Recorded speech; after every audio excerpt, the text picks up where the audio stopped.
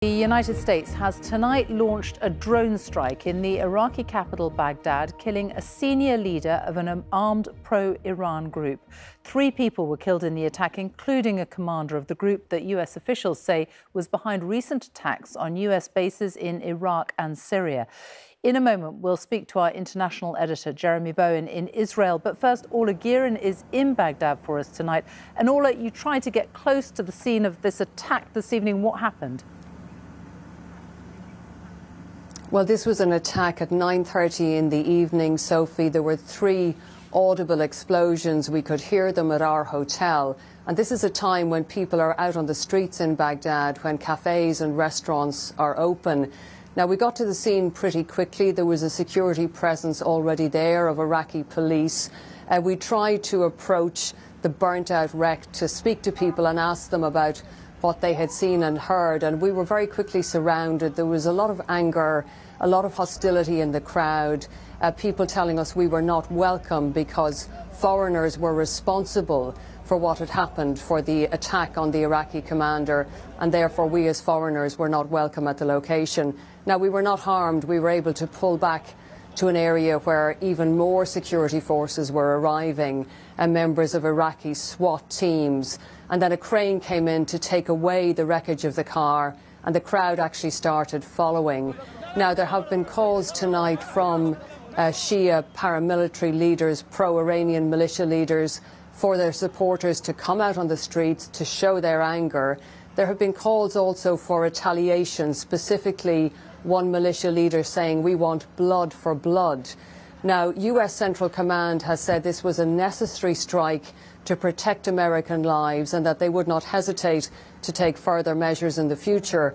But we've already had one very angry response from the Iraqi military saying this is a threat to sovereignty and to safety and security in the country, and it's hard to see how it can do other than increase the level of tension here.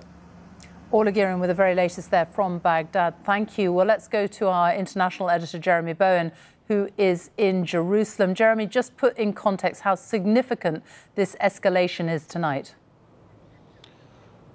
Well, it's clearly a serious escalation. The Americans are saying this is really about stability and sending a message to Tehran. It all depends what happens when the inevitable retaliation occurs and whether they do get, as Orla said, blood for blood, and whether that blood is American, because that will then prompt another American response without doubt. Now, the whole region is aflame, and here in Jerusalem, the American Secretary of State, Antony Blinken, has been meeting Palestinian President Mahmoud Abbas and also the Israeli Prime Minister, Mr. Netanyahu. And he's been trying to pull off, Mr. Blinken, a diplomatic miracle, if you like, to close the gap between Israel's position on a ceasefire in Gaza and the position held by Hamas.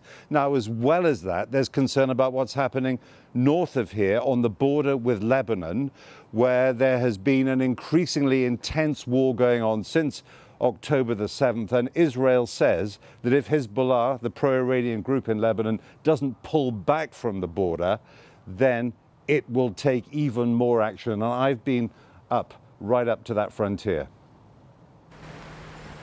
Israel's border with Lebanon feels isolated and empty. In Metula, Israel's most northerly community, the only residents left are mobilized army reservists. Here, they're surrounded on 3 sides by Hezbollah, Iran's powerful ally in Lebanon. One of the men who didn't want his face shown pointed to Hezbollah's positions. A quarter of a mile, and then to the north is half a mile, the border with Lebanon, and then in the east of us, it is half a mile. Definitely can turn into a big war, and a big war with Hezbollah it's not like Hamas. The real army, very trained, greatly equipped, great intelligence, and they have a lot of experience, real experience in Syria. Israel released video of their attacks on what they said were Hezbollah positions. Tens of thousands of civilians on either side of the border have been evacuated. The war there is intensifying. Haven't seen it in a long time. Yeah. More urgent for Antony Blinken is a ceasefire in Gaza. But Prime Minister Netanyahu doubled down, calling for total victory and dismissing the Hamas response to the US ceasefire proposal.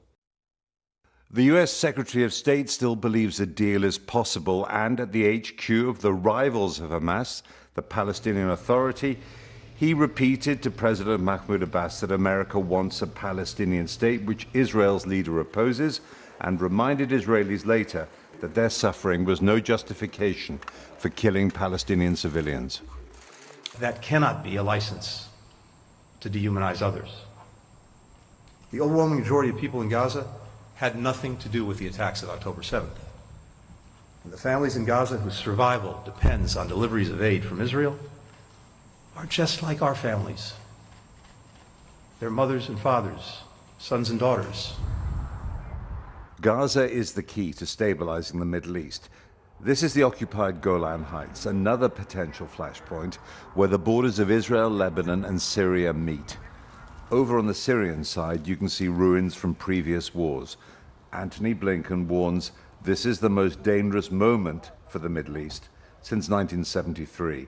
Without a ceasefire in Gaza, the risks that a wider war will intensify remain very real. Israel has heavily reinforced its northern borderlands.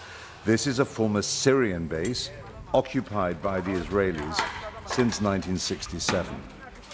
Inside the ruin, the head of the regional council, a retired colonel, was preparing for the worst. If we go from here to where we're going, to Haifa, then they bomb us in Haifa. Then we go to Tel Aviv, then bomb us in Tel Aviv. People prefer to move by night on the most exposed roads in northern Israel, in places shielded by blast-proof concrete walls. Don't think of this war on the Lebanese border as a sideshow to Gaza. It could become even worse. This is the most dangerous, the most unstable frontier in the Middle East at the moment. What started as a low-level war back in October has been intensifying, but all sides know how much worse it could get, not just causing great destruction in Israel and in Lebanon, but it's also got the capacity to ignite the region. The fate of the whole Middle East, not just Israel's empty, evacuated northern towns, depends on breaking through the shock and hatred of war. So far, the diplomats are fighting a losing battle.